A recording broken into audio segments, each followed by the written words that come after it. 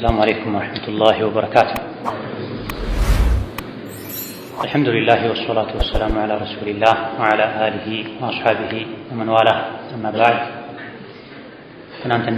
ትናንት ወዲያ በነበረን መጅልስ የአላህን ተባረከ ወተዓላ ውዴታና ጀነትን ለማግኘት ከአላህ ቁጣና ከጀሃነም ለመዳን የሚያግዙ ወሳኝ የሚባሉ እምነትን፣ ተግባርን፣ ስነ ምግባርን የሚመለከቱ እንደዚሁ ደግሞ ኢባዳ የሆኑ ማህበራዊ ግንኙነት ጋር ከሰው ጋር ያለንን ግንኙነት የሚመለከቱ አላህ ላቀለለለት ሰው ዝግጁ ለሆነ ሰው ገር የሆኑ የተለያዩ የመልካም ስራ አይነቶችን አይተናል። በስተመጨረሻ ያየነው ህሙማንን መጠየቅ ነው። በሽተኛን መጠየቅ በዲን የሚያውቋቸው ወንድም እህቶችን ለአላህ ብሎ መዘየር ጀነት ከሚያስገቡ መልካም ስራዎች መሃል አንዱ እንደሆነ፣ ምህረት ከሚያስገኙ የመላኢካን ኢስቲግፋር እንዲታደሉ ከሚያደርጉ ኢባዳዎች መካከል እንደሆነ አይተናል። በተደጋጋሚ መሃል ላይ እንደጠቆምነው ማወቁ ብቻ መስማቱ ብቻ በቂ አይደለም። የጀነት ሰዎች ጀነት ከገቡ በኋላ ቢማ ኩንቱም ተዕመሉን ነው የሚባሉት። ትሰሩት በነበረው መልካም ስራችሁ ሳቢያ ምክንያት ነው ይሄን ያገኛችሁት ይባላሉና ጀነት የሚያስገቡ ሺህ መንገዶች ቢኖሩ፣ ከጀሃነም የሚያድኑ ከሺህ በላይ አጋጣሚዎች ቢኖሩ የጀነቱን መንገድ አውቀን ካልተከተልን፣ የጀነቱን ዋጋ ካልከፈል ነው እዚህ ዱንያ ላይ ምርጫው እያለን አቅሙ እያለን ካልሰራን ከጀሃነም እንድንበትን መንገድም አውቀን ካልተከተለን ማወቁ መስማቱ ብቻ የቂያም ቀን ጸጸታችን እንዲበረታ ያደርገዋል እንጂ ጥቅም የለውም። እስካሁን ከጠቀስናቸው 10 ምናምን የአላህን ውዴታ ማግኛ፣ ጀነት መግቢያ፣ ከጀሃነም ማምለጫ መዳኛ መንገዶች ውስጥ እኔ በቀላሉ ልሰራው የምችለው የቱ ነው? እስከዛሬ የሰራሁት የቱ ነው ልንል ይገባል። ትናንት ወደ መጨረሻ አካባቢ ላይ የጠቀስነው የሱሐቦችን ለጀነት ያላቸውን ጉጉት፣ ከጀሃነም ለመዳን ጀነት ለማግኘት የነበራቸውን ጥረት፣ ተነሳሽነት፣ እሽቅድድም የሚያሳይ አንድ ታሪክ ጠቅሰናል። የአቡ ዳህዳህን ታሪክ ቺን ቴምር ስጠው ጀነት ላይ አላህ ቴምር ሰጠሃል ሲሉ ሰምተው ስጥ የተባለው ሰው ለመስጠት ፈቃደኛ ስላልነበረ እኔ ቴምሯን የራሴ አድርጌ ብሰጠው ጀነት ላይ ቴምር ይኖረኛልን ብሎ ጠይቋቸው አዎን ሲሉት ሙሉ ሐዲቃውን ቡስታኑን የአትክልት ስፍራውን ሰጥቶ እሱ ወደ ሜዳ ወጥቷል። ጀነት ያስገባል ከተባለ አንድ ነገር ያን ከማድረግ ወደ ኋላ አይሉም ነበር። የኛ ድርሻ መስባት ብቻ በሆነ የለበትም። የሰማነውን መተግበር፣ ለመተግበር መጣር፣ አቅማችን ማይፈቅደውን እንኳን እንዴት አድርጌ ችዬ ነው ተግብሬው ጀነትን መገዛበት ልንል ይገባናል። ጀነት እንድንገባ ከአላህ ቁጣ እንድንድን ከሚያደርጉ ከሚያግዙ ነገሮች አንዱ አላህን ፈርቶ ማልቀስም። በዘመናችን እየጠፋ ያለ አንድ አላህን የሚፈሩ ሰዎች ባህሪ ነው፣ የሙእሚኖች መገለጫ ነው። በበርካታ የቁርአን አንቀጾች አላህ ተባረከ ወተዓላ ደጋግ ባሮቹን ሲወስፍ፣ ሲገልጻቸው፣ ሲያስተዋውቃቸው አላህን ፈርተው አኺራን ፈርተው እንደሚያለቅሱ በቁርአን በሐዲስ ተነግሮናል። የቂያም ቀን ሰላምን ከሚያገኙ ከስጋት ነፃ ከሚሆኑ ሰዎች መገለጫ አንዱ ተግባር አንዱ አላህን ፈርቶ ማልቀስ። ዱንያ ላይ አላህን ፈርቶ ያለቀሰ አኺራ ላይ አያለቅስም። ዱንያ ላይ አላህን ፈርቶ ያላለቀሰ አኺራ ላይ ለዘላለም ያለቀሰ ሊኖር ይችላል። ነቢዩ ዓለይሂ ሰላቱ ወሰላም ዐይናኒ ላ ተመስሁመ ናሩ አበደን አሉ ዓለይሂ ሰላቱ ወሰላም። ሁለት አይነት አይኖች መቼም የጀሃነም እሳት አትነካቸውም አሉ። የሁለት አይነት አይኖች ባለቤት የሆኑ ሰዎች የጀሃነም እሳት ፈጽሞ አያቃጥላቸውም፣ አይለበልባቸውም። አንደኛው ዐይኑን በከት ሚን ኸሽየቲላህ አላህን ፈርታ ያለቀሰች አይን። እንደዚሁ ደግሞ ፊ ሰቢልላህ የእስላምን የሙስሊሞችን ድንበር እየጠበቀች ሳተኛ ያደረች አይን የጀሃነም እሳት አይገርፋትም ብላ። አይኑን አይነካውም የተባለው የአይኑ ባለቤት አይነካም ለማለት ነው። በሌላም ዘገባ ላ የሊጁ ናረ ረጁሉን በካ ሚን ኸሽየቲላህ ሐታ የዑደ ለበኑ ፊ ضርዕ ተብሏል። አላህን ፈርቶ ያለቀሰ ሰው ፈጽሞ እሳት አይገባም ታልቦ የወጣ ወተት ወደ ጡት ተመልሶ እስካልገባ ድረስ ብሏል ነብዩ ሰለላሁ ዐለይሂ ወሰለም። ወተት ታልቦ ከወጣ በኋላ እዛው በወጣበት ቀዳዳ ተመልሶ አይገባም፣ ማፍሰስ ነው ይሆን። አላህን ፈርቶ የኢኽላስ የምር የእውነት ለታይታ ሳይሆን ለጉራ ሳይሆን ለማስመሰል ሳይሆን በትክክል አኼራን አስታውሶ ሰውነቱን ነዝሮት እሳትን ፈርቶ አላህን አስታውሶ ቀብርን ሱራጥን አስታውሶ ያለቀሰ ሰው ፈጽሞ እሳት አይገባም፣ ጀሀነም አይገባም። የታለበ ወተት ጡት ውስጥ መልሶ እስካልገባ ድረስ በለው። እነዚህ ሁለቱም ሐዲሶች የሚያሳዩት ዱንያ ላይ አላህን ፈርቶ ማልቀስ አኼራ ላይ ከለቅሶ ነፃ መውጣት ከስጋት ነፃ መውጣት እንደሆነ ያሳያል። ሶሒህ ባለው ሐዲስ ሁሌም ደጋግመን የምንሰማው 7 አኼራ ላይ የአላህ ጥላ ስር የሚሆኑ ሰዎች እንዳሉ ተነግሮናል። ከ7ቱ የቂያም ቀን ከጭንቅ ከመከራ ተገላግለው ድነው አላህ ተባረከ ወተዓላ በጥላ ስር ከሚያደርጋቸው ሰዎች መሃል አንዱ ወረጁሉን ذكر الله خاليا ففاضت عيناه ይላል። ከሰዎች ገለል ብሎ አላህን አስታውሶ አኼራን አስታውሶ ቅጣቱን ቁጣውን አስታውሶ አሊያ ደግሞ የአላህን ፊት ማየትን ናፍቆ ጓግቶ ገለል ብሎ ያለቀሰ አላህ የቂያም ቀን ጥላ በሌለበት ቀን ጥላ ስር ያደርገዋል ብለዋል ነብዩ ሰለላሁ ዐለይሂ ወሰለም። በዚህ ሐዲስ የማልቀስ መስፈርቱ ተነግሯል። የሚያድነው ማልቀስ በኢኽላስ የተለቀሰ ለቅሶ ከሆነ የመጀመሪያው ሐዲስ ላይም አላህን ፈርቶ ያለቀሰ ከሆነ ተብሏል። በካ ሚን ኸሽየቲላህ ከአላህ ፍራቻ የመጣ ያለቀሰ ቁጣውን ቅጣቱን የአላህን ሕግ መጣሱን አስታውሶ ያነባ ሰው ያለቀሰ ሰው እሳት አይገባም ተብሏል። እሳት ያልገባ ሰው ጀነት ነው የሚገባው። አኼራ ላይ 2 መግቢያ ብቻ ነው ያለው። ፈሪቁን ፊል ጀነት ወፈሪቁን ፊሰዒር ተባለው። ጀሀነም አይገባም ዱንያ ላይ አላህን ፈርቶ ያለቀሰ ሰው ከተባለ አኼራ ላይ ጀነት ነው የሚገባው። ነገር ግን ማልቀስና ማለቃቀስ ሁለቱ ይለያያል። አላህን ፈርቶ ማልቀስና ሰው ሲያለቅስ አይቶ ማልቀስ የተራራቁ ናቸው። ምንም እንኳን ሰው ሲያለቅስ አይቶ ማልቀስም አጅር ቢኖረው ከሱሐቦች ተገኝቷል። ነቢይና የተወሰኑ ቅርብ ሱሐቦቻቸው ሲያለቅሱ ሌላ ሱሐባ መጥቶ ለምንድን ነው የሚያለቅሱት ሲንገሩኝ፣ የነገሩኝ ነገር ካስለቀሰኝ አለቅሳለሁ፣ ካላስለቀሰኝ ለእርሶ ማልቀስ እኔም አብሬ አለቅሳለሁ ያሉ ተገኝተዋል ከሱሐቦች ውስጥ። የአላህ ፍራቻ ዱንያ ላይ ያስለቀሰው ሰው አኼራ አያለቅስም። ነገር ግን ማልቀሱ በኢኽላስ መሆን አለበት። ለዚህ ነው የቡኻሪ ሌሎችም ዘገባዎች ላይ ኻሊየን አላህን ገለል ብሎ አስታውሶ ያለቀሰ ተብሏል። ለብቻ ሲሆኑ ከሰውም ጋር ቢሆን መነሻው የአላህ ፍራቻ ከሆነ ችግር የለም። ግን ከሰው ጋር ሲሆን አንዳንዴ የኒፋቅ ሊሆን ይችላል። አላህ ይጠብቀንና አፈር ላይ እንደ ሙናፊቅ አይኑን የሚቆጣጠር የለም ተብሏል። ሲፈልግ ያለቅሳል፣ ሲፈልግ ይስቃል፣ ያዘውን ባይ ያፈሳል። ያ መሆን የለበትም። አኺራን አስታውሶ አላህን ፈርቶ ለማልቀስ የሚያነሳሱ ነገሮች አሉ። ኢብኑል ቀይም አልሀዲ ክታባቸው ላይ እንደጠቀሱት ነቢዩ ያለቀሱባቸው አጋጣሚዎች በቁጥር ተቀምጠዋል። ነቢዩ አልቅሰዋል አለይሂ ሰላቱ ወሰላም። ዑመር አልቅሰዋል። ያ ጀግናው ደፋሩ ሸይጣን የሚፈራቸው ዑመር ያለቅሱ ነበር። አቡበክር ያለቅሱ ነበር። እንደሳቸውም ያለቅሱ አልነበረም። ካነ ረጁላን አሲፋ ቁርአን ሲቀሩ ሶላት ሲሰግዱ ያለቅሱ ነው። ነቢይም አለይሂ ሰላቱ ወሰላም ከውስጣቸው የሚወጣ ድምፅ ምድጃ ላይ የተጣደ ድስት ተከድኖ የሆነ ነገር ያበሰለ ያለ ድስት የሚያወጣው አይነት ድምፅ ከውስጣቸው ይወጣ ነበር ተብሏል። ነብዩ ሰለላሁ ዐለይሂ ወሰለም አላህን ፈርተው ከማልቀሳቸው ይመል ማልቀሱ አንዳንዴ አላህን ፈርቶ ሊሆን ይችላል፣ አንዳንዴ አላህን አክብሮ ሊሆን ይችላል፣ አንዳንዴ አላህን ለማግኘት ጓጉቶ ሊሆን ይችላል።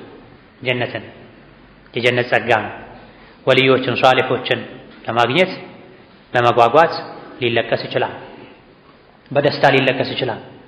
ብቻ አላህን አስታውሱ የሚለው ይህን ሁሉ ያካትታልና ለመታየት ለመመሳሰል ለማስመሰል ሳይሆን የአኼራ ጉዳይ አሳስቦ ተጨንቆ ማልቀስ ነገ እንዳያለቅሱ ያደርጋል። የዱንያ ለቅሶ እንባው ውሃ ነው፣ የአኼራው ለቅሶ ግን እንባው ደም ነው። ነብዩ ሰለላሁ ዐለይሂ ወሰለም በሁሉም ነገር አርአያችን ሊሆኑ ይገባል። አላህን ፈርቶ አኼራን ፈርቶ አልቅሰዋል። ጺማቸው እስኪረጥብ ድረስ፣ ደረታቸው ልባቸው እስኪረጥብ ድረስ፣ የቆሙበት አካባቢ እስኪረጥብ ድረስ አልቅሰዋል ነብዩ ሰለላሁ ዐለይሂ ወሰለም። ወሊመን ኻፈ መቃመ ረቢሂ ጀነታን የሚል ሌላ ርዕስ አሳልፈናል። አላህ ፊት መቆምን የፈራ ሰው ጀነት አለለት ተብሏል። የወርቅ ጀነት፣ የብር ጀነት። ባለንበት ጊዜ ግን የቀልብ መድረቅ በሽታ ከመስፋፋቱ የመጣ አይኖች ደርቀዋል። አይን ሲደርቅ ልብ ይደርቃል፣ ልብ ሲደርቅም አይን ይደርቃል። አይን ልብ ሲደርቁ ሐራም ማየት ይበዛል። ሐራምን የሚያይ ሐራምን የሚበላ ሐራምን የሚያስብ ሐራምን የሚያደምጥ ሐራምን የሚመኝ ደጋግሞ የሚያስብ ሰው እንባ አይኖርም። የአይን መድረቅ የቀልብ መድረቅ ምልክት ነው። በምን መልኩ ነው ይሄን ባህሪ ማምጣት የምንችለው? ቀብር በመዘየር ጀናዛ ለመታደም በመጣር ጀናዛ በመሸኘት ጀናዛ በማጠብ መስፈርቱን አሟልቶ ቤተሰቦቹን አስፈቅዶ ጀናዛ ለማጠብ ጥረት በማድረግ ጀናዛን በማንቀሳቀስ ቀብር ውስጥ ላሕድ ውስጥ በማስገባት አልፎ አልፎ ቀብር በመጎብኘት ጽኑ ህመም ላይ ያሉ ታማሚዎችን በማየት እድሉ ከተገኘ ጣር ላይ ያሉ ሰከራተል መውት ላይ ያሉ ሰዎችን በማየት የቲሞችን በማቅረብ በመዳበስ የደከሙ ሰዎችን መንቀሳቀስ ያቃታቸው እድሜያቸው የገፋ ሰዎችን ትናንት ወጣት የነበሩ ሲሮጡ ሲቦርቁ የነበሩ የዱንያ ቀናት ላያቸው ላይ መፈራረቅ ስብርብር አድርጎ ያስቀመጣቸው ለሞት የቀረቡ ሰዎችን በማየት የተለያዩ አልሐምዱሊላህ የሚያስብል ሁኔታ ላይ ያሉ ሰዎችን በማየት የቁርአን የሐዲስ አንቀጾችን እያስተነተኑ እያስተዋሉ በማንበብ በማድመጥ ከሷሊሖች ከኛ ይሻላሉ ከሚባሉ ጥሩ ጥሩ ሰዎች በመዋል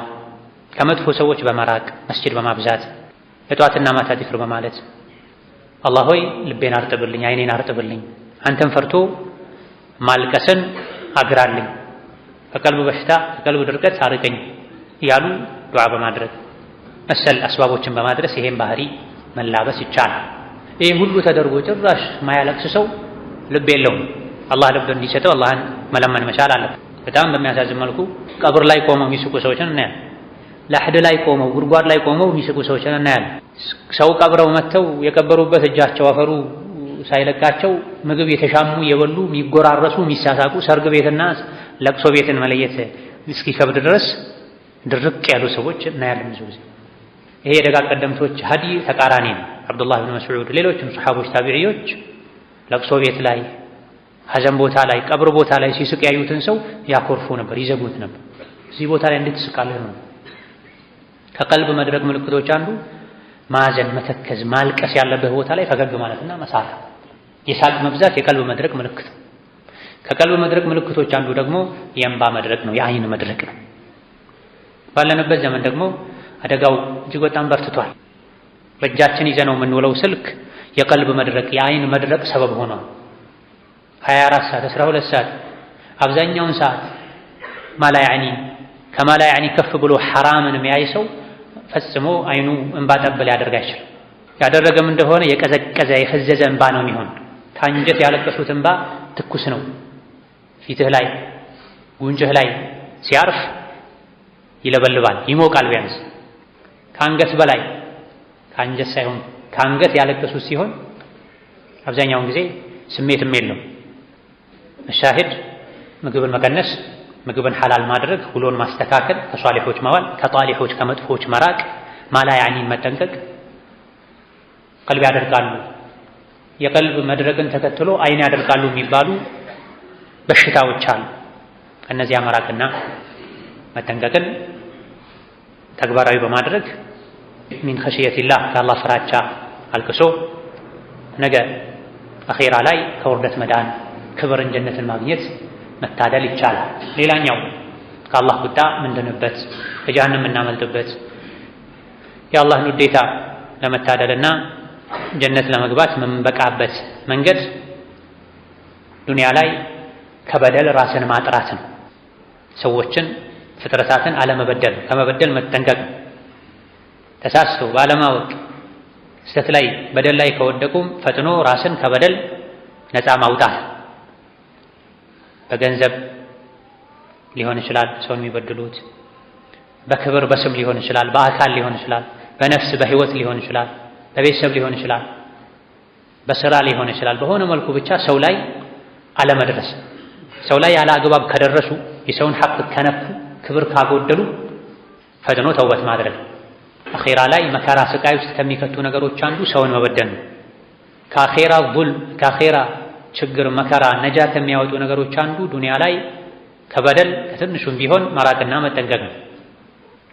አላህ ተባረከ ወተዓላ ያ ዒባዲ ኢኒ ሐረምቱ ዙልመ ዐላ ነፍሲ ወጀዐልቱሁ በይነኩም ሙሐረመን ፈላ ተዛለሙ ብሎ ባሮቼ ሆይ በደልን ራሴ ላይ እርም አድርጌያለሁኝ አልበድልም እኔ ጌታ አላህ በዳይ አይደለም ተብሏል በግልጽ የቁርአን ቃል ወማ ረቡከ ቢዘላሚን ሊልዐቢድ ወማ ዘለምናሁም የሰው ልጆችን እኛ ፈጽሞ አልበደልናቸውም ጀሃነም ላይ ነገ ገብተው የሚቃጠሉትን የሚሆን አሁን ቀብር ላይ የሚሰቃዩትን እኔ በድያቸው አይደለም ራሳቸውን በደለው ነው ይላል እኔ ባሮቼን የምበድል ጌታ አይደለሁም ይላል ሐዲስ አልቁርሲ ላይ ደግሞ እኔ በደልን ራሴ ላይ እርም አድርጌያለሁ ማንንም አልበድልም ብሎን አስከትሎ ምን አለ ከአላህ መልካም ባህሪያት ውስጥ ለሰው ልጅ የሚመጥኑትን መላበስ ይወደዳል አላህ አይበድልም ፈላ ተዛለሙ እናንተም አትበዳደሉ እርስ በርሳችሁን አትበድሉ ብሏል ዙልም የቂያም ቀን መከራ ውስጥ ይከታል በዳይ ሰዎችን ዱንያ ላይ ከሚበድለው በላይ ራሱን ነው የሚበድለው በዱንያም በአኺራ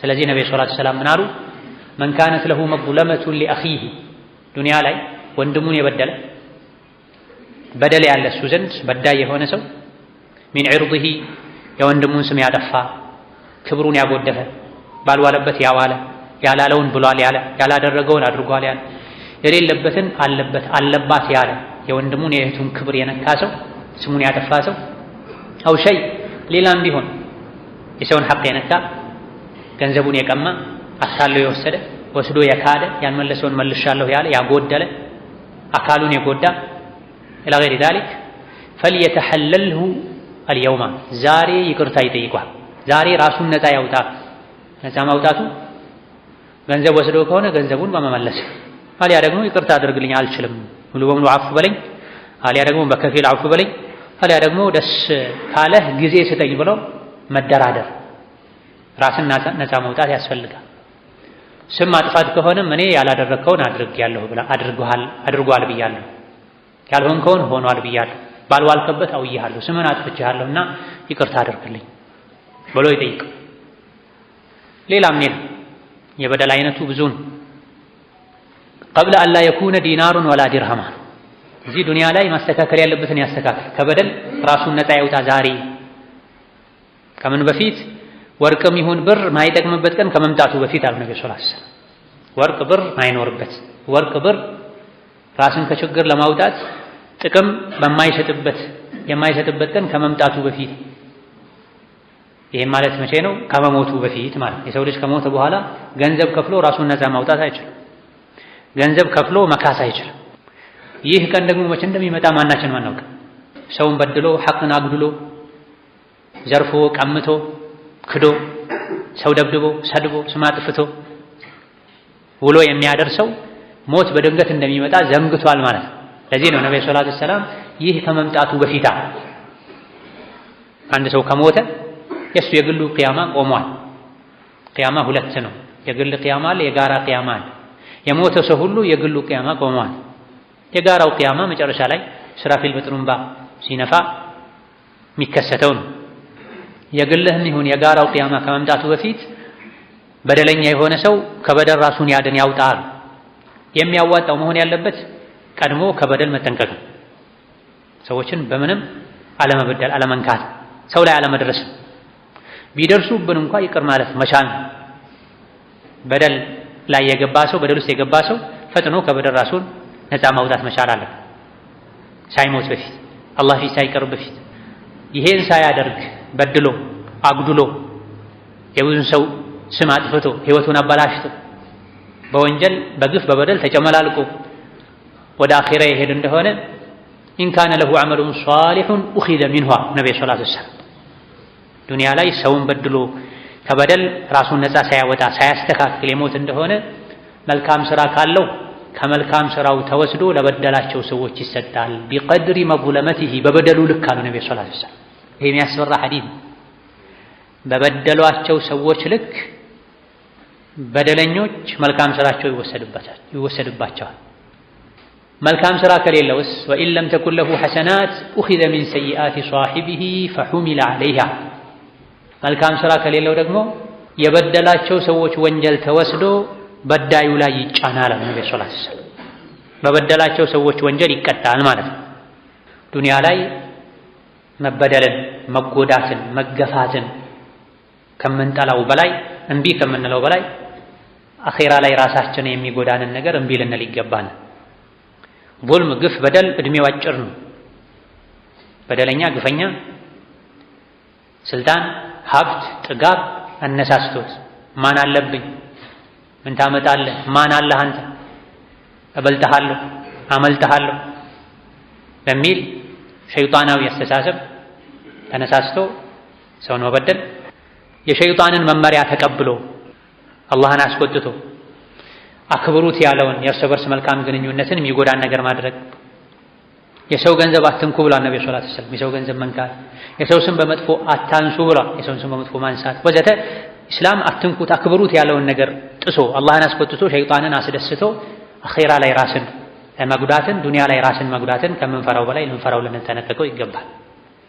የተመረዘ ምግብን፣ የተበከለ መጠጥን ከምንፈራው ከምንጠነቀቀው በላይ ወንጀልን፣ አኺራ ላይ የሚጎዳንን ነገር ቡልምን፣ ግፍን፣ በደልን ልንርቅ ይገባል። የበደልነው የመሰለንን ሰው ዱንያ ህይወቱን ከምናበላሸው በላይ የኛ አኺራ ነው የሚበላሸው። ሰው የሚበድል ሰው፣ ግፍ የሚሰራ ሰው፣ ሞኝ ሰው፣ ምስኪን ሰው ሌሎችን የተበቀለ የጎዳ የእነሱን ህይወት ያበላሸ መስሎት የጎዳ ያለው የራሱ። ኢነማ በግዩኩም ዐላ አንፉሲኩም መታዐል ሐያቲ ዱንያ። ሰው ልጆች ሆይ ወሰን አትለፉ፣ ግፍን በደልን ራቁ፣ ተጠንቀቁ። ምን ሰው ብትበድሉ የበደላችሁ ጣጣ ለእናንተው ነው። ደግሞ ዱንያ ላይ ነው ሰው ብትበድሉ ትንሽ ጊዜ፣ ነገ ነገሩ ይገለበጣል፣ ተቃራኒ ይሆናል። ከኡመቴ ውስጥ ድሃ ማለት ማን ነው ብለው ነቢዩ ሰሓቦቻቸውን ጠይቀው ድሃ ማለት ቤት፣ ወርቅ፣ ብር፣ ዕቃ የሌለው ሰው ነው ሲሏቸው ይሄ አይደለም እኔ ድሃ ምለው እንደ ኢስላም እይታ ይሄ አይደለም ድሃ የሚባል። ድሃ ማለት ማን ነው? ዱንያ ላይ ብዙ ለፍቶ መልካም ስራ ሰርቶ ሰደቃው፣ ጾሙ፣ ዚክሩ፣ ቁርአኑ፣ ሐጁ፣ ዑምራው የተለያዩ ኸይር ስራዎች ያስገኙለት አጅር የቂያም ቀን ተቆልሎ ይቀመጥለታል። ግን ዱንያ ላይ አንዱን ሰድቦ፣ አንዱን ስሙን አጥፍቶ፣ አንዱን ደብድቦ፣ አንዱን አካሉን አጉድሎ፣ አንዱን ገድሎ የተለያዩ ግፍና በደሎችን ፈጽሞ አላህ ፊት ይቆማል። ከዛ መልካም ስራ አለኝ ብሎ እየጠበቀ ተራራ የሚያክል ኸይር ስራውን እያየ የሐጁን፣ የዑምራውን፣ የሰደቃውን፣ የኢሕሳኑን ነገር ግን አደብ በመጣሱ አላህ አክብሩ ያለውን ባለማክበሩ አላህ ራቁ ያለውን ባለመራቁ ምክንያት የሰደባቸው፣ የደበደባቸው፣ ያንቋሸሻቸው፣ ያጠለሻቸው፣ ስጋቸውን የበላቸው፣ አካላቸውን ያጎደለ፣ ህይወታቸውን የቀጠፈ ሁሉ ተሰብስበው መጥተው አላህ ፊት ይከሱታል። የተቆለለ መልካም ስራው የተቀነሰ ለበደላቸው ሰዎች ይሰጣል። የበደላቸው ሰዎች ክስ ሳያልቅ በፊት መልካም ስራው ካለቀሳ የተበደሉ ሰዎች ወንጀል እሱ ላይ ተጭኖ ጀሀነም ይወርዳል። ወይ መልካም ስራው አልቆበት ጀሀነም ይወርዳል፣ አሊያ ደግሞ የበደላቸው ሰዎች ወንጀል ተጭኖበት ወደ ጀሀነም ይወርዳልና ይሄ አኺራ ላይ እንዲዋረዱ፣ እንዳይድኑ፣ እንዲከስሩ ያደርጋል። ስለዚህ አኺራ ላይ ለመዳን ነጃ ለመውጣት ከጀሀነም ድኖ ጀነት ለመግባት ከቡልምና ከበደል ነፃ መሆን ያስፈልጋል። የሚያዋጣው በላጩ ቀድሞ መጠንቀቅ ነው። ሰው እንደመሆኑ ተሳስቶ ካጠፋ አንድ ሰው ከበደለ ፈጥኖ ማስተካከል አለበት። ለነገ ማለት የለበትም። ትልቁ የሸይጣን ወጥመድ ለነገ ማለት አው ብዙ ነገር አጥፍቻለሁኝ አስተካክላለሁ፣ ነገ አስተካክላለሁ፣ ከነገ ወዲያ አስተካክላለሁ እያሉ ነገ በሚል አጉል ተስፋ ወንጀል እየከመሩ መኖር። ሌላኛው ከአላህ ቁጣ መዳኛ፣ ከጀሀነም ማምለጫ፣ የአላህን ውዴታ ጀነትን ማግኛ መንገድ ስነ ምግባርን ማሳመር፣ ሑስነል ኹሉቅን መላበስን። ነቢዩ ዓለይሂ ሰላቱ ወሰላም አንድ ሙእምን አንድ ሰው ስነ ምግባሩን በማሳመሩ ሌሊት ሲሰግድ የሚያድር ቀን ጾም የሚያዘወትርን ሰው ደረጃ አላህ ይሰጠዋል ብላ። በሌላ ሐዲታቸውም ሰዎችን በብዛት ጀነት የሚያስገባው ምንድን ነው ተብለው ሲጠየቁ ተቅወላሂ ወሑስኑል ኹሉቅ ብላ፣ አላህን መፍራትና ስነ ምግባርን ማሳመር ነው ብላ። የአላህን ውዴታ ለማግኘት አላህ የሚወደውን መንገድ መከተል፣ አላህ የሚወደውን ስነ ምግባር መላበስ ያስፈልጋል። ከአላህ ቁጣ ለመዳን አላህ የሚጠላውን ባህሪ መራቅ መጠንቀቅ ያስፈልጋል። አላህ ውሸትን አይወድም። አላህ ግፍን በደልን አይወድም። አላህ አስመሳይነትን አይወድም። በተቃራኒው ደግሞ ተውበት ማድረግን ይወዳል። በጎ ሰው መሆንን ይወዳል። ታጋሽ መሆንን ይወዳል። ንጽህናን ጧሃራን መጠበቅን ይወዳል። የውስጥ ጧሃራን፣ የውጭ ጧሃራን ኢላ ገይሪ ዛሊክ ኢኽላሱን ይወዳል። ከእናንተ ውስጥ ይበልጥ እኔ ዘንድ ተወዳጅ ነገም የቅያም ቀን ከኔ ቅርብ የሚሆነው አኽላቁ ይበልጥ ያማረው ነው ብሏል ነብዩ ሰለላሁ ዐለይሂ ወሰለም። ከነቢዩ ኡመት ውስጥ ነገ የቅያም ቀን የበለጠ ከነቢዩ ቅርብ የሚሆነው በደረጃ ነቢዩም ዐለይሂ ሰላቱ ወሰላም ይበልጥ የሚወዱት ሰው ማን ነው ከተባለ ይበልጥ አኽላቁ የሚያምር ሰው ነው ብላ። በስልጣን፣ በመልክ፣ በሀብት፣ በዘር፣ በዝና አይደለም አላህ ዘንድ ተወዳጅነት የሚገኘው ነቢ ዘንድ ተወዳጅነት የሚገኘው ይልቅ ስነ ምግባርን፣ ዒባዳን፣ ተግባርን በማሳመር በማጥራት ነው። አቡ ዳውድ ሌሎችም መዘገቡት ሶሒህ ሐዲስም ነቢዩ ዓለይሂ ሰላቱ ወሰላም እኔ የጀነት በራፍ ላይ ቤት እንደሚያገኝ ዋስ ሆነዋለሁኝ ክርክርን ለተወሰው ብለዋል። ክርክር መተው አንዱ የስነ ምግባር ማማር መገለጫ ነው። ስነ ምግባሩ የሚያምር ሰው አይከራከርም፣ አይጨቃጨቅም። እውነቱን ተናግሮ ዞር ይላል። ችክ አይልም። ካላሸነፍኩ ካላሳመንኩ ሞቼ ይገኛለሁ ደም ብዛት እስኪነሳበት ድረስ ጨጓራው እስኪላድ ድረስ ችክ ድርቅ የሚል ሰው አለ። ይህ አይገባም። የጀነት ሰዎች ባህሪ አይደለም። ምክንያቱም ወደ ሌላ በሽታ ይወስዳል፣ ወደ ሌላ ችግር ያስገባል። እንዲህ አይነት ድርቅ ብሎ የመከራከር በሽታ ያለበት ሰው እውነቱን ተናግሮ አላምን ሲሉት ወደ ውሸት ይሸጋገራል።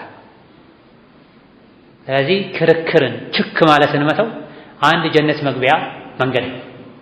አና ዘዒሙን ቢበይትን ፊ ረበዲል ጀነቲ ሊመን ተረከ ልሚራአ ወኢን ካነ ሙሒቀና። እውነቱ ከእሱ ጋር እንኳ ቢሆን ሐቁ እሱ ጋር እንኳ ቢሆን ክርክርን ለተወሰው ለሚተው ሰው ይሄም ባህሪውን ላደረገ ሰው የጀነት በራፍ ላይ የጀነት ዙሪያ ላይ ጀነት ውስጥ ቤት እንደሚሰራለት እኔ ዋስ ሆነዋለሁ፣ ኃላፊ ሆነዋለሁ አሉ ነብዩ ሰለላሁ ዐለይሂ ወሰለም። ለዛን ጀነት ከሚያስገቡ መልካም ተግባሮች አንዱ ስነ ምግባሮች አንዱ ክርክርን መተው፣ ንትርክን መተው፣ ችክ ማለትን መተው። እንደዚሁ ደግሞ ወቢበይትን ፊ ወሰጢል ጀነቲ ሊመን ተረከል ከዲባ ወኢን ካነ ማዚሐን፣ የጀነት መሀል ላይ ቤት እንደሚያገኝ እኔ ዋስ ኃላፊ ሆነዋለሁኝ ውሸትን ለተወሰው ለቀልድ እንኳ ቢሆን አሉ ነብዩ ሰለላሁ ዐለይሂ ወሰለም። ይሄም ሌላኛው የሥነ ምግባር መገለጫ ነው። ከመልካም ስነ ምግባሮች አንዱ እውነተኝነትን መላበስ፣ እውነተኛ መሆን። ከመጥፎ ስነ ምግባሮች አንዱ ውሸት ላይ መዘህቅ ነው። ትናንት ወይም ከትናንት ወዲያ ይሄን አንስተናል። የመጀመሪያው ሊቃችን ላይ ጁማ ምሽት ላይ ጀነት ለመግባት ከአላህ ቁጣ ለመዳን ከሚረዱ ከሚያግዙ ነገሮች አንዱ በአራተኛ ደረጃ የጠቀስነው ስድቅ ነው፣ እውነተኛ መሆን። አደራችሁን እውነተኛ ሁኑ። ሁሌ እውነትን መጠበቅ፣ በንግግርም በተግባርም በስነ ምግባርም በውስጥም በውጭም በሁሉም ነገር እውነተኛ መሆን ያህዲ ኢለል ቢሪ፣ ወደ መልካም ስራ ወደ መልካምነት ይመራል። ብር ደግሞ መልካምነት፣ መልካም ሰሪ መሆን፣ ጥሩ ሰው መሆን ወደ ጀነት ይመራል። በተቃራኒው ደግሞ አደራችሁን ውሸትን ተጠንቀቁት፣ ፍሩት፣ ራቁት፣ ተጸየፉት። ውሸት ወደ ፉጁር ይመራል። ጋጠ ወጥነት፣ እምቢባይነት፣ ሙጅርምነት ይወስድሃል። የሚዋሽ ሰው መላሱ ብቻ ዋሽቶ አያበቃም ችግሩ። ሲዋሽ እጁም ይዋሻል። ያልሰጠውን ሰጥቻለሁ ይላል፣ ያላደረገውን አድርጌያለሁ ይላል፣ ያልሄደበትን ሄጃለሁ ይላል፣ ያላየውን አይቻለሁ ይላል፣ ያልሆነውን ሆኛለሁ ይላል። ስለዚህ የውሸት በር አንዴ ከተከፈተ ፋጅር ያደርጋል። ውሸት ጋጠ ወጥ፣ አመፀኛ፣ እምቢባይ፣ ሙጅርም ያደርጋል። ኢዳ ከመልካም ስነ ምግባሮች አንዱ ጀነት ለመግባት ከአላህ ቁጣ ለመዳን ከሚረዱ ነገሮች አንዱ ስነ ምግባርን ማሳመር ነው። የስነ ምግባርን ማማር ምልክት መገለጫ ከሚባሉ ነገሮች አንዱ ከአንደበት ከመላስ የእውነት ቃል እንጂ የውሸት ቃል እንዳይወጣ ማድረግ ነው። አፍን መለጎም ነው ከውሸት፣ መላስን መቆጣጠር ነው። ውሸትን መጸየፍ ነው። ከረሱል ሰሐቦች ውስጥ እንደ ውሸት የሚጠሉት ባህሪ አልነበረም ተብሏል። የረሱል ሰሐቦች ዘንድ እንደ ውሸት የተጠላ ባህሪ አልነበረም። የሙናፊቆች መገለጫ ስለሆነ ነበር የሚጠሉት። ታዲያ በዚህ ልክ የተጠላውን ውሸት የተጸየፈ ሰው ለቀልዱ እንኳ ቢሆን ውሸትን የተወሰው የጀነት መሀል ላይ ቤት እንደሚያገኝ እኔ ከፊል ሆናለሁኝ እዋስ ሆናለሁ አለይሂ ሰላቱ ወሰላም። ወኢን ካነ ማዚሃ፣ ብዙ ጊዜ ሰዎች የፈለጉትን አውርተው መጨረሻ ላይ እየቀለድኩ ነው ይላሉ። ለቀልድም ቢሆን ውሸትን አላህ አልፈቀደም። አብዱላህ ብን መስዑድ እንዳሉት ይህም ሐዲስ እንደሚያመላክተው ኢተቁላህ ወኩኑ መዐ ሷዲቂነ ፊ ኩሊ ሸይ ማለት ነው። አላህን ፍሩ ከእውነተኞቹ ነው። ለልጃችሁ እንኳ ና እሰጥሃለሁ ብላችሁ አታታሉት ብሏል ነብዩ ሰለላሁ ዐለይሂ ወሰለም። ሕፃን ልጅ ያለቀሰ ሲያስቸግራቸው እናቶች ና እሰጥሃለሁ ይሉታል። ወይም ዝም በል እሰጥሃለሁ፣ ወስድሃለሁ፣ አደርግልሃለሁ፣ አመጣልሃለሁ፣ እገዛልሃለሁ ይሉታል። ዝም ካለ በኋላ ምንም አያደርጉለትም። ለሕፃናቱ እንኳ ቃል ገብቶ ቃልን ማፍረስ ውሸት ውስጥ ይገባል። ማደርስበት ሰዓት ላይ ደርሳለሁ ብለህ ቃል መግባት ልብህ ያወቀ ውሸት ውስጥ ይገባል። በቀልድም ይሁን በቁም ነገር ውሸትን አላህ አልፈቀደም። ከፈለጋችሁ ኢተቁላህ ወኩኑ መዐ ሷዲቂን የሚለውን አንቀጽ ቅሩ ይሉ ነበር ሰሐቦች። በሁሉም ነገር ከእውነተኞቹ ነው ተብሎ ወቢበይትን ፊ አዕለል ጀነቲ ሊመን ሐሰነ ኹሉቀሁ አሉ ዐለይሂ ሰላቱ ወሰላም። አው ሊመን ሐሱነ ኹሉቁሁ፣ የጀነት ከፍተኛው ደረጃ ላይ ቤት እንደሚያገኝ እኔ ዘዒም ተያዥ ሆናለሁ፣ ኃላፊ ሆነዋለሁ። በእኔ ዋስትና በእኔ ኃላፊነት ጀነት ላይ ከፍተኛው ደረጃ ላይ ቤት ያገኛል። ማን? ሊመን ሐሱነ ኹሉቁሁ ስነ ምግባሩ ላማረለት ሰው፣ ስነ ምግባሩን ያሳመረ ሰው በእኔ ኃላፊነት ጀነት ላይ ከፍተኛው ቦታ ላይ ቤት ይሰራለታል አሉ ነብዩ ሰለላሁ ዐለይሂ ወሰለም። በነቢዩ ተያዥነት በሳቸው ዋስትና 3 ጀነት የሚያስገቡ ስነ ምግባሮች አሉ። አንደኛው ድርቅ ማለትን መተው፣ ችክ ማለትን መተው፣ ክርክርን መተው። ሁለተኛው ውሸትን መተው ለቀልድ እንኳ ቢሆን። ሶስተኛው ስነ ምግባርን ማሳመር። ነገር ግን ትልቁ ጥያቄ ስነ ምግባርን ማሳመር ማለት ምን ማለት ነው የሚለው ነው። ስለ ስነ ምግባር ብዙ አለን። ጀነት ያስገባል፣ ጀነት ውስጥ ባለቤት ያደርጋል። ጀነት ውስጥ ቤት አለው። ፊ ረበዲል ጀነቲ የጀነት በራፍ ላይ፣ ፊ ወሰጢል ጀነት የጀነት መሃል ላይ፣ ፊ አዕለል ጀነት የጀነት ከፍተኛው ደረጃ ላይ ባለቤት ትሆናለህ። እንደ ዱንያ ቤት የሚወረስ የሚፈርስ ያልሆነ ቤት ማለት ነው። ተተውሂድ የሚባል ያልሆነ ቤት ማለት ነው። ማይዘረፍ ቤት፣ ማይሰረቅ ቤት፣ ሰነዱ ካርታው የተጨበረበረ ነው ኢላአኺሪ። ዱንያ ላይ የምናያቸው የምንሰማቸው ብዙ ጉዶች አሉ። ያ ሁሉ የሌለበት ቋሚ የሆነ ያንተ ቤት ነው። ማያረጅ ነው፣ ማይሰነጣጠቅ ነው፣ ፍሳሽ የሌለበት ነው፣ ከስር የቆሻሻ ማጠራቀሚያ የሌለበት ነው፣ ከወርቅና ከብር የተሰራ ቤት ነው። የተከበሩ መላእክቶች የገነቡት ነው። አንዳንዶች አላህ ራሱ የገነባቸው ናቸው። ሰላህ ይክሪመና ፊ ዳሪ ከራመቲ። በአንደኛ ደረጃ ጀነት የሚገቡ ሰዎች አሉ። የእነሱን መኖሪያ የሚሰራው አላህ ራሱ ነው ተብሎ ኡላኢከ ገረስቱ ከራመተሁም ቢየዲ፣ የእነሱን መከበሪያማ እኔ ራሴ በእጄን የሰራሁት ይላል አላህ ተብሎ። ይሄን ቤት ለማግኘት ከሚያበቁ ነገሮች አንዱ ምንድነው? ስነ ምግባርን ማሳመር ማስተካከል ነው። ጠይብ السؤال الكبير ስነ ምግባርን ማሳመር ማለት ምን ማለት ነው? ምክንያቱም ሁሉም ለራሱ መልካም ሰው አመለ ሸጋ ነው፣ እንደሱ ጥሩ ሰው የለም። የሌሎችን ሰቀጣት ስህተቶችን ሲለቃቅም ይውላል። ራሱ ንጹህ ነው። አብዛኛው ሰው በራሱ እይታ ሙሉ ሰው፣ ንጹህ ሰው ነው፣ ሸጋ ሰው፣ አርአያ ሰው፣ ሞዴል ሰው። የሌሎችን ነውር በመቆንጠጫ ፈልፍሎ ያወጣል። ራሱ ግን አንድ ስህተቱን ስትነግሩ አፍንጫውን ይነፋል። እንዴት ይሄን ትለኛለህ ይልሃል። ይሄ የብዙ የዘመናችን ሰዎች በሽታ ነው። ብዙዎቻችን ስንመከር አንወድ። ሰዎችን መምከር፣ ሰዎች ላይ አቃቂር ማውጣት፣ ሰዎችን መተቸት፣ ከፀጉር እስከ እግር ጥፍራችን በነውር ተሞልተን የኛ ነውር ማይታየን ሆኖ የሰዎች ትንንሽ ነውሮች የሚታዩን ሰዎች ሆነናል። ተበላሽቷል ስነ ምግባራችን። ስነ ምግባርን እኛ እንደፈለገን ነው ምን ተረጉመው። እገሌ ጥሩ ሰው ነው ለኛ ከተመቸን፣ እገሌ መጥፎ ሰው ነው ለኛ ካልተመቸን። በይነማ ሸሪዓው ሚዛን አስቀምጧል። ጥሩና መጥፎ፣ ጸባዩ ጥሩና መጥፎ ማን ነው በሸሪዓ ተቀምጧል። በበርካታ ሐዲሶች ነብዩ መልካም ስነ ምግባር ምን እንደሆነ፣ ጥሩ ሰው ማን ነው፣ መጥፎ ሰው ማን ነው አስቀምጧል። ባጭሩ መልካም ስነ ምግባር 4 ነገሮችን ያካተተ መሆን እንዳለበት ደጋግ ቀደምቶች ተናግረዋል። ከቁርአን ከሐዲስ ከጠቅላላ እስላማዊ አስተምህሮት የተወሰዱ 4 የመልካም ስነ ምግባር አርካኖች አሉ። ማን ናቸው? የመልካም ስነ ምግባር ማቀፊያዎች መገለጫዎች ምንድን ናቸው? ምን ማለት ነው? አርካን አልኹሉቁል ሐሰን መልካም ስነ ምግባር ማለት ምን ማለት ነው? በተለይ ተማሪዎች በተደጋጋሚ ነግረናቸዋል። አቶ ጎግልን አትጎልጉሏቸው፣ ተዋቸው። ከአቅላችሁን የፈለግነው ነገር ያበላሹ ያሉት አሁን አቶ ጎግል ናቸው። ጃሂሉን ዓለም ያደርጉታል። እውቀታችን ወረቀት ላይ ብቻ ሆኗል፣ ኮምፒውተር ላይ ብቻ ሆኗል። ምን ኖረው ምን ተገበረው የተረዳ ነው የበሰለ ውስጣችን ላይ የተቀመጠ ፈታኝ ቦታዎች ላይ ወጥቶ የሚመራን ስነ ምግባር አተናል። የሆነ ቦታ ላይ ጎግል ከፍተው በደንብ ያስተምሩላል፣ የሆነ ቦታ ላይ ደግሞ እስላምን ያሰድቡልሃል። የለም ምላስ ላይ ብቻ ነው፣ ወረቀት ላይ ብቻ ነው፣ እጅ ላይ ብቻ ነው። ያ አይደለም የሚጠቅመው። የበሰለ ውስጥ ላይ የተቀመጠ የኖር ነው የተረዳ ነው የተገበር ነው እኛን የሚወክል ማይክደን ማያዋርደን ስነ ምግባር ነው ለኛ የሚጠቅመው። መካሪመል አኽላቅ መልካም ስነ ምግባር ማለት ምን ማለት ነው? ሁስነል ኹሉቅ ማለት ምን ማለት ነው? አሕሰን ይሄም አንዱ ባጭሩ መግለጫ ነው። ከአራቱም የሚያብቃቃ ነው። ይሄም ተብሏል። ሁስነል ኹሉቅ ታሪፍ ሲደረግ ለራስህ የምትወደውን ለሰዎች መውደድ ማድረግ፣ ለራስህ የምትጠላውን ነገር ሰዎች ላይ ከማድረግ መታቀብ ተብሏል።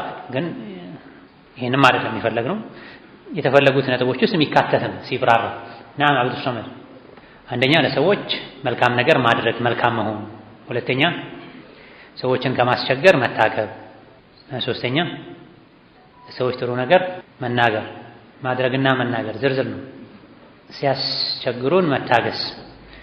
طيب አራተኛ ይላል መልካም ስነ ምግባር ማለት ምን ማለት እንደሆነ፣ ስነ ምግባሩ ሸጋ መልካም የሆነ ሰው ማን እንደሆነ የሚገልጹ በርካታ የቁርአን የሐዲስ ጥቅሶች አሉ። ይሄን ጨምቀው የተርቢያ ሊቃውንት ያስቀመጧቸው 4 መሰረቶች አሉ የመልካም ስነ ምግባር።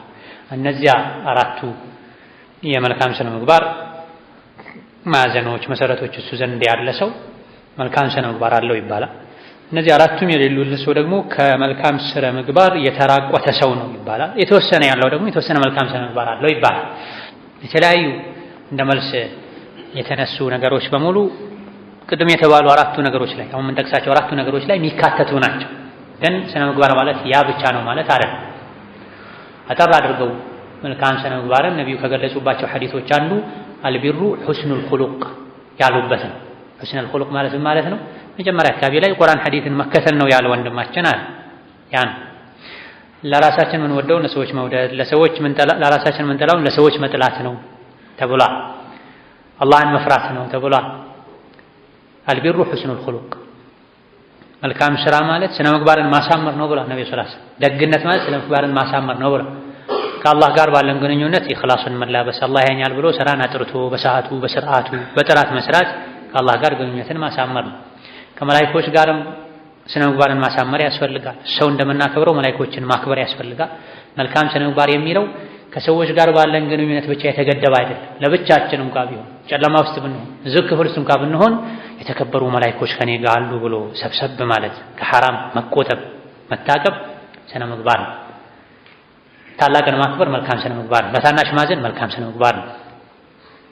ለሁሉም ባለ ሐቅ ሐቁን መስጠት መልካም ስነ ምግባር ነው። ይህ እንዳለ ሆኖ ዋና 4 የስነ ምግባር መገለጫ የሚባሉት የመጀመሪያው ፊትን ፈታ ማድረግ።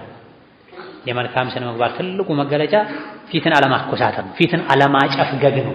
ፊትን አለመሸብሸብ ነው። አንድ ሰው መልካም ስነ ምግባር አለው የሚባለው ግንባሩ መለኪያ ምንድነው? ግንባር ነው። ግንባሩን ሁሌ የሚያጨፈግግ ሰው፣ የሚገላመጥ ሰው፣ የሚኮሳተር ሰው፣ ፊቱን ደመና የሚያስመስል ሰው ስነ ምግባሩ የተበላሸ ሰው። በተፈጥሯቸው እነዚህ አይነት ሰዎች አሉ። መጣር አለባቸው ፊታቸውን ፈታ ለማድረግ፣ ፊታቸውን ለቀቅ ለማድረግ። ቢያንስ ከሰው ጋር ሲገናኙ ፈገግ ብሎ ለመገናኘት መጣር አለበት። አንዱ የስነ ምግባር ሩክን ይሄ ነው። ፊቱን የሚያኮሳትር ሰው ሩብ ስነ ምግባር ጎድሎታል ማለት ነው። ሁለተኛው ከፉል አዳ ነው። ከፉ አልአዳ ሰውን ከማስቸገር መታቀም። ሰውን ከማስቸገር መታቀም፣ አለማስቸገር በየትኛውም መልኩ በእጅህም ሰው አለመደብደብ፣ አለመዝረፍ፣ በምላስህም ሰውን አለመትረብ፣ አለማማት፣ አለማንቋሸሽ፣ በማይወዱት ስም አለመጥራት፣ በአካልህ እንዲሆን ሰውን አለመግፋት፣ አለመገፍተር፣ ቦታውን አለመቀማት፣ የቤቱ ላይ ቆሻሻ አለመጣል፣ ደጁ ላይ ቆሻሻ አለመጣል፣ በድምፅህ ጎረቤትን አለመረበሽ። ብቻ ሰፊ ነው፣ ሰዎች ያውቁታል። ከፉል አዳ ሰውን ከማስቸገር መታቀም። ሰው የሚያስቸግር ሰው መልካም ስነ ምግባር የለውም። በማስቸገሩ ልክ ስነ ምግባሩ ይጎድላል፣ ይወርዳል፣ ያንሳል። ሶስተኛው ኢህቲማሉል አዳ ነው። ሁለተኛው ሰዎችን አለማስቸገር ነው። ሶስተኛው ሲያስቸግሩህ መቻል ነው። ይሄ ከባዱ ነው፣ በጣም ከባድ። አራተኛ አለ ብዙዎች ማይችሉት ወማ ዩለቃሃ ኢላ الذين صبروا وما يلقاها الا ذو حظ عظيم የተባለ ነው። ሶስተኛው ምንድነው? ኢህቲማሉል አዳ ሰው ሌሎች ሲያስቸግሩህ መቻል፣ ማስቸገሩን መቻል። ፊትን ፈታ ማድረግ ዝቅተኛው ትንሹ። ከፍ ሲል ደግሞ ሰዎችን ከማስቸገር ቤተኛው በፊት አታስቸግርም። ከዛ ከፍ ሲል ደግሞ በምንህም አታስቸግር። ከፊት ቀጥሎ ነው ሌሎች ነገሮች የሚመጡት። አንዳንድ ሰዎች የሰውን ፊት አይተው ብቻ ይሸሻሉ። የምግብ ፍላጎታቸው ሁሉ ይዘጋል። ፊቱ ያስፈራል ይላል፣ ቤቱን ጥለው ይወጣል። ይህ አይነቱን ባህሪ ማስወገድ መለማመድ ያስፈልጋል። ወተበሱሙከ ፊ ወጅሂ አኺከ ሰደቀቱን ስለተባለ ሁሉም የተያዙ ናቸው። ወንድምህ እህትሽ ፊት ላይ ፈገግ ማለት፣ ለወንድም ላይ ፈገግ ማለት፣ ፊትን ፈታ ማድረግ ሰደቃ። የተለያዩ ገሞች ሊኖሩ ይችላል። የግል ህመም ሊኖርብህ ይችላል። ሀሳብ ጭንቀት ሊኖርብህ ይችላል። እዳ ሊኖርብህ ይችላል። ሳተኛ አድረህ ሊሆን ይችላል። ኢላኺ የቻልከውን ያክል ተቋቋም። ፊት ለፊት ያሉ ሰዎች ምን አደረጉ? አንተ ቤት ከሚስቱ ተጣልቶ ወጥቶ መንገድ ላይ ያገኘውን ሁሉ ተኮሳትሮ እንደሱ አይቶ የሚያልፍ ሰው ያ መሆን የለም። ስሜትን መቆጣጠር ትልቅነት ነው። እንደ ሐሉ እንደ ቦታው መኖር መቻል አለበት። ራስን መግዛት ማሸነፍ መቻል አለበት። ስራ አላጣሁም ከአንተ ጋር ማወራ ካንተ ጋር ምቀልድ ምስቅ የሚሉ ሰዎች አሉ። ይሄ የመሸነፍ ምልክት ነው። ናም ቅድም እንዳልነው ለቅሶ ቤት ላይ መሳቅ ፈገግ ማለት የለብህም። ወንድምህ ተሰብሮ አዝኖ መሳቅ የለብህም። ማጽናናት አለ። ቦታ አለው፣ እንደ ቦታው መሆን አለ። ቁርአን እየቀራ ስለ አኺራ እየተናገርክ መሳቅ የለብህም። ሊኩሊ መቃሚን መቃም ወሊኩሊ መቃሚን ሓል። ሁሉም ቦታ የሚመጥነው ሁኔታ አለ። እንደ ቦታው እንደ ሁኔታው ሆነ። የሚያስለቅስ ቦታ ላይ መሳቅ፣ የሚያስቅ ቦታ ላይ ማልቀስ የአቅል ማነስ ነው፣ የአደብ ማነስ። እንደ ቦታው መኖር አለብን። ከትልቅ ሰው ጋር፣ ከመካከለኛ ሰው ጋር፣ ከህፃን ጋር ስትኖርም ሐላል ሁኔታ አለ። ከጓደኛህ ጋር ፊትህን ፈታ የምታደርገው ምስቀውን ያክል ከትልቅ ሰው አትሆንም። አህዋል አለው፣ ፊቅህ አለው። ይሄ ራሱን የቻለ ግንዛቤ አለው፣ ራሱን የቻለ ፈን ነው፣ ትምህርት ነው። ከሰዎች ጋር መኗኗር ለሁሉም ሰው የሚገባውን ቦታ፣ ክብር፣ አኳኋን፣ ሁኔታ ማወቅ መጠበቅ ራሱን የቻለ የትምህርት ዘርፍ ነው። ምዕራባውያን ሊበልጡን አይገባም። ያደጉ የሚባሉ እንደነ ጃፓን ሌሎችም ሀገራት ላይ ያሉ መልካም የሚባሉ ስነ ምግባሮች ኢስላም ውስጥ ያሉ ናቸው። እነሱ ህግ ፈርተው ነው የሚያደርጉት። አንተ ግን ኢስላም ስላስተማረህ ብለህ አድርግ። ነብዩ ሰለላሁ ዐለይሂ ወሰለም ታላላቆቻችንን ማያከብር፣ የዑለሞቻችንን ሐቅ ማይጠብቅ፣ ለታናናሾቻችን ማያዝን ከኛ አይደለም ብለዋል። ከነቢ መሆን ከፈለግ አለይሂ ሰላቱ ወሰላም ኺራ ላይ መዳን ከፈለግ ስነ ምግባር አምሮ የጀነት ባለቤት መሆን ከፈለግ ልታሟላቸው ከሚገቡ ነገሮች አንዱ ለሁሉም ሰው ሐቁን መስጠት ነው። የወላጆች ሐቅ፣ የጎረቤት ሐቅ፣ የዑለሞች ሐቅ፣ የባለስልጣኖች ሐቅ፣ ውለታ የዋለልህ ሰው ሐቅ፣ የታናሾች ሐቅ፣ የኩያዎች ሐቅ ዝርዝር ተቀምጧል። አሻሂድ ፊትን ፈታ ማድረግ ቀጥሎ ካለው ጋር የተያያዘ ነው፣ ሰዎችን አለማስቸገር። ቀጥሎ ያለው ደግሞ ሰዎች ሲያስቸግሩ መቻል፣ መቋቋም። ድንጋይ ለሰጠህ ሰው ቴምር መስጠት፣ የሰደበህን ሰው መመረቅ፣ ጀዛከላሁ ኸይረን ባረከላሁ ፊክ ማለት። ይሄ በቀላል ማይደረስበትም ትልቅ ደረጃ ነው። ኢህቲማሉል አዳን መቻል፣ የጅሎችን፣ የሞኞችን፣ የአቅለ ቢሶችን፣ የአደበ ቢሶችን ጋጠ ወጥነት መቻል፣ እነሱ ወደ ታች እንዳያወርዱህ መጽናት። አንተን ማውረድ የሚፈልጉ ሰዎች አሉ። ሰድበው እንድትሰድባቸው፣ ነጅሰው እንድትነጅሳቸው፣ እንድትነጀስላቸው የሚፈልጉ ሰዎች አሉ። እኔ አኽላቂ አይፈቅድም አልወርድም እዛ ደረጃ። ካስኬደህ ሂድ እምቢ ካልክ እኔ እየሳብኩህ ነው ወደ ላይ። ሲሰድብህ ያልሰደብከው ሰው እና ወደዛ አትውረድ፣ ወደ ቆሻሻ መንደር አትሂድ ያልከው። አይ ብሎ ግን ደግሞ ደጋግሞ እየሰደበህ በግራ በቀኝ ከፊት ከኋላ እየመጣ ሚስብህ ከሆነ ከተሳብከለት ወድቀሃል አንተ። ቅድም እንዳልነው ነው ስነ ምግባሩ ጊዜያዊ ነገር ነው። ችሎ መጨረሻ ላይ ድንጋይ አንስቶ የሚፈነክት ሰው አኽላቅ የለም። መቻል እስከ መጨረሻ መቻል አለ። አዋቂው ህፃን የሆነበት ዘመን ላይ ነው። መቻል መታገስ እየጠፋ ነው፣ የመነመነ ነው። አራተኛው ከባዱ ምንድነው? አዛ ለሚያደርጉ ለሚያስቸግሩ ሰዎችም ለሌሎችም ሰዎች በጎ መሆን፣ ለሰዎች በጎ መሆን በተቀሉ እዛ ውስጥ ደግሞ ለሚያስቸግሩህም ጭምር፣ አዛ ለሚያደርጉህም ጭምር፣ ለሚጎዱህም ጭምር፣ ጉድጓድ ለሚቆፍሩልህም ጭምር፣ ሊጥሉህ ለሚሞክሩም ጭምር ለመላው የሰው ልጆች በጎ መሆን፣ መልካም መሆን በድሉል ማዕሩፍ ይባላል። በድሉል ነዳ ይባላል። የበጎነትን፣ የደግነትን፣ የመልካምነትን ዝናብ ሰዎች ላይ ማዝነብ መቻል አለብን። የተራበን ማብላት፣ የተጠማን ማጠጣት፣ የታረዘን ማልበስ፣ የተጣላን ማስታረቅ፣ የተቸገረን መርዳት፣ የወለደን እንኳን ደስ አለህ ማለት፣ ያገባን ባረከላሁ ለክ ማለት፣ ሰው የሞተበትን አሕሰነላሁ ጀዛክ ማለት፣ ኸይርን ምድር ላይ ማዳረስ። ከላይ ዝናብ እንደሚዘንበው አንተም በአቅም አላህ በሰጠህ ልክ ለሰዎች የመልካምነትን የደግነትን ዝናብ ማዝነብ፣ ማዕሩፍህን አሻራህን ሁሉም ቦታ ላይ መልካም አሻራህን ማኖር የአራተኛው ከፍተኛው የመልካምነት ደረጃ። ለተራ ሰዎች መልካም መሆን ቀላል ነው። ነገር ግን ለጠላትህ፣ ለሚጎዳህ ሰው፣ ለሸረኛ ሰው፣ ለተንኮለኛ ሰው፣ ከሱ ምንም መልካምን ለማታገኝ ሰው አንተ ቴምር ስትሰጠው ድንጋይ ለሚሰጠህ ሰው በጎ መሆን ይሄ ከባድ ነው። ይሄን የሚችሉት ነቢያት ናቸው አለይሂም ሰላቱ ወሰላም። ሷሊሖች ናቸው፣ ታላላቅ ሰዎች ናቸው። ከደጋ ቀደምቶች ውስጥ የሐጅ ጉዞ ላይ ነበሩ። የሆነ ሰው አብሯቸው እየተጓዘ በጣም ያስቸገራቸው ነበር። ጉዞ ሲጠናቀቅ ከሰውየው ጋር ሲለያዩ አለቀሱ። አልሐምዱሊላህ ማለት ሲገባህ፣ መሳቅ መደሰት ሲገባህ ምን ያስለቅስሃል አሏቸው። የዚህ ሰው ሁኔታ አሳዝኖኝ ነው ያለቀስኩት። የዚህ ሰው ሁኔታ አሳዝኖኝ ነው ያለቀስኩት። እኔስ ቻልኩት ለትንሽ ጊዜ ችየው መጨረሻ ላይ ተለያየን፣ ተገላገልኩት። ግን ይሄ መጥፎ ስነ ምግባሩ ከሱ ሊገላገል አልቻለም፣ ሊለቀው አልቻለም፣ ሊተው አልቻለም።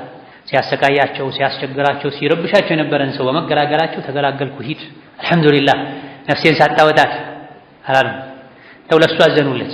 ይሄ መጥፎ ስነ ምግባሩ ራሱን ይጎዳል፣ ሚስቱን ይጎዳል፣ ልጆቹን ይጎዳል፣ ጎረቤቱን ይጎዳል፣ ብዙ ነገር ያበላሻል። ከባድ ነው የስነ ምግባር መበላሸት።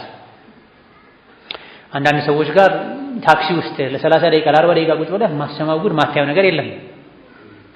24 ሰዓት ከሱ ጋር የሚኖሩ ሰዎች እንዴት ነው የሚኖሩት ትላለህ። ልጆቹ ከሱ ጋር፣ ሚስቱ ከሱ ጋር እንዴት ነው የሚችሉት? በተለይ ሞኝ የሆኑ ሰዎች አሉ። ከስነ ምግባር መበላሸት በተጨማሪ ሞኝነት ያለባቸው የስነ ምግባር መጥፎነታቸውን አያውቁትም፣ አይረዱትም። ያበላሹ መልካም ያደረጉ ጥሩ ነገር ያደረጉ ይመስላቸው ሰዎች ምክር ማይቀበሉ ደካማ ጎናቸው ማይታያቸው። እንዲህ አይነት ጓደኛ፣ ጎረቤት፣ ዘመድ ያለው ሰው የበለጠ ሶብር ማድረግ ይጠበቅበታል። ካለበት ዝቅታ ከፍ ለማድረግ መጣር ይጠበቅበታል። ላስቀየመን ሰው ይቅር ብለነው መልሶ ለሱ በጎ ነገር ማድረግ አንዱ የጀነት በር ነው። ወልዓፊን ዐኒ ናስ ወላሁ ዩሒቡል ሙሕሲኒን። ወደ ጀነት ተሽቀዳደሙ አላህን ለሚፈሩት የተዘጋጀች ወደ ሆነችው ጀነት ማናቸው? አላህን የሚፈሩት እነዚያ በችግርም በድሎትም ጊዜ ሰደቃ የሚሰጡ የሚረዱ፣ በድብቅም በገሃድም በምስጢርም በገሃድም ሰደቃ የሚሰጡ፣ ወልካዚሚነል ገይዘ ቁጣን ዋጥ የሚያደርጉ ማይበቀሉ፣ በእልህ ማይነዱ፣ እንዲያደረገብኝ 10 እጥፍ እመልስለታለሁ አሳየዋለሁ የሚሉ ሳይሆን ለበደላቸው በተቃራኒው መልካም ውለታ የሚውሉ ናቸው። ወላሁ ዩሒቡል ሙሕሲኒን። ይቅር የሚሉ ቁጣቸውን ዋጥ የሚያደርጉ አልፎ ተርፎ ደግሞ ለበደላቸው ሰው መልካም ነገር የሚያደርጉ ናቸው። በዘመናችን ካሉ የግፍ የበደል አይነቶች አንዱ ሰራተኛን መበደል ነው። አንድ የ50 ብር የ60 ብር ብርጭቆ ሰራተኛ ስለሰበረች ስትወጣ ሙሉ ደሞዟ ይከለከላል፣ ግማሽ ደሞዟ ይቆረጣል። ጥንቃቄ ሳይጎድላት በጥንቃቄ ዕቃ እያጠበች ከሆነ የተሰበረው አንድ ብርጭቆ አይደለም ሙሉ ደርዘን 12 ደርዘን ለምን አይሰበርም? የመክፈል ግዴታ ይለባል። ባለሙያ ከሆነች በጥንቃቄ ከያዘች መታጠብ ያለበት ቦታ ላይ መታጠብ ባለበት ዕቃ መታጠብ ባለበት መልኩ ያጠበች ሳለ አምልጧት ወድቆ ተሰበረ መክፈል የለባትም። አይደለም አንድ ፍሬ 12 ደርዘን 11 ደርዘን ብትሰብር ሙሉ የቤት ዕቃ ቢሰበር ቢከሰከስ አትጠይቅም። ካላጎደለች ካላባላሸች ሆን ብላ ካላደረገች ተዘናግታ ተናዳ አውቃ ካደረገችው አስከፈላት ይቅር ብትል መልካም ነው። ነገር ግን የራሷን ዕቃ በምትይዝበት የአባቷን የእናቷን የቤቷን ዕቃ በምትይዝበት መልኩ የያዘችው ዕቃ ወድቆ አሊያ ደግሞ የሆነ ነገር አደናቅፏት ወድቃበት አሊያ ደግሞ በትክክል ደርድራው መደርደሪያ የሆነ ነገር ሆኖ ቢከሰከስ ቢሰበር አስከፈላት። طيب ነፍስያ ገፋፍታህም ይሁን ጀህልና መነሳስቶ አስከፈልካት። አንድ ብርጭቆን የሰበረችው የአንድ ብርጭቆ ዋጋ ውሰዱ ስጂ። ጨርቃቸው ሳይቀር የሚወስዱባቸው ገፍተራው ልተው የሚጥሏቸው ሰዎች አሉ። ጎልም ነው፣ ግፍ ነው፣ አይደረግም። ይሄን ያደረገችን ሰራተኛህን በተደጋጋሚ ዕቃ ተሰብሮብሻል፣ እኛ በየጊዜው ዕቃችን የተሰበረ ከአንቺ ጋር መቀየም አንፈልግም፣ ሂጂ ባረከላሁ ፊክ ብለህ ደሞዟን ጨመር አድርገህ ሰተህ መሸኘት ቁጣን ዋጥ ማድረግ በጎ ማድረግ ይባላል፣ መቻል ይባላል። ከቀደምቶች ውስጥ አንድ ዓለም ኪታብ ያዘጋጁ ሳለ ድሮ ኪታብ የሚዘጋጀው በባህላዊ መንገድ ቀለም ተዘጋጅቶ ነው። ከተለያዩ የእንጨት አይነቶች የቅጠል አይነቶች ደርቀው ማጣበቂያ አጣብቀው እንዲይዙ የተለያየ ንጥረ ነገር ተጨምሮባቸው ከሰል ከስሎ ተወቅጦ ደቆ ሶምግ ወይም ሙጫ ተጨምሮበት ነው መጻፊያም ይበጀው የሚዘጋጀው። በዛ መልኩ ለፍተው ያዘጋጁትን መጻፊያቸውን የጻፉ ሳለ ሰራተኛቸው በግሯ ጠልፋ ጥላው የተዘጋጀው የተቀመመው መጻፊያ ቀለም ፈሰሰ፣ የጻፉትም እዛ ላይ ፈሶበት ተበላሸ። በጣም ተቆጡ። የተማረች ሰራተኛ ነበረች። ወልዓፊና ዐኒ ናስ አለቻቸው። ቁርአን አስታወሰቻቸው። ጀነት የተዘጋጀችው አላህን ለሚፈሩት ነው። ሰፊዋ ጀነት፣ ውቧ ጀነት።